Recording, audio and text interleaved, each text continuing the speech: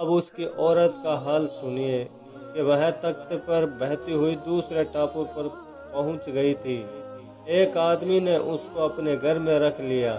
جب اس آدمی کو بھی ٹاپو کے حاکم کی سخاوت کی خبر ملی تو وہ بھی اپنی عورت کو ساتھ لے کر اس کی طرف چل پڑا۔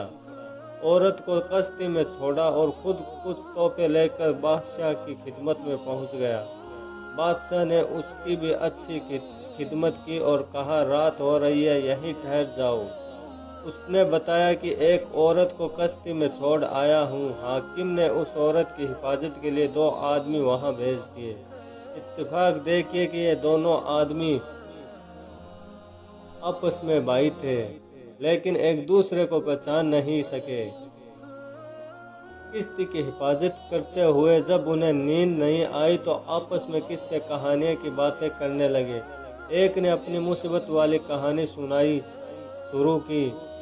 دوسرے نے جب یہ داستان سنی تو کہا تمہارے والد کا نام کیا ہے؟ اس نے نام بتایا۔ پوچھا تمہاری ماں کا نام کیا ہے؟ اس نے یہ بھی بتایا۔ یہ سن کر اس آدمی نے دوسرے آدمی کو اپنے گلے سے لگا لیا اور کہا تو میرا بھائی ہے۔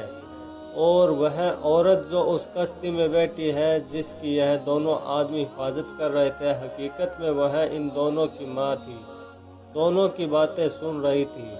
جب صبح ہوئی اور وہ شخص کشتی پر آیا تو عورت کو بڑا غمگین دیکھا۔ اسے شک ہوا کہ شاید ان دونوں نے کوئی بدمعاشی کی ہے۔ وہ غصہ کر کے حاکم کے پاس پہنچا اور سارا قصہ سنایا۔ حاکم نے ان دونوں آدمیوں کو بلایا اور ساتھ میں اس عورت کو بھی بلا لیا۔ عورت سے پوچھا کہ بتاؤ تمہیں ان سے کیا تکلیف پہنچی؟ عورت نے کہا کہ جناب ان سے کہیے کہ رات کا قصہ پھر سنائیں۔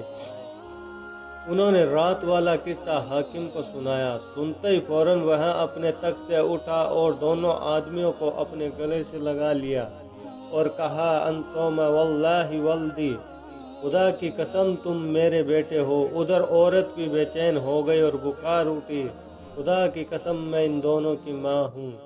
اس واقعے سے معلوم ہوا کہ ماں باپ کے ساتھ اچھا برتاؤ کرنا چاہیے۔ یہ بھی معلوم ہوا کہ ماں باپ کی فرمانبرداری کرنے سے دین کے ساتھ دنیا بھی سدھرتی ہے، اور یہ بھی معلوم ہوا کہ مصیبت کے بعد آرام بھی حاصل ہوتا ہے، اور یہ بھی کہ مصیبت کے وقت صبر کرنے والوں کو بڑا ثواب ملتا ہے۔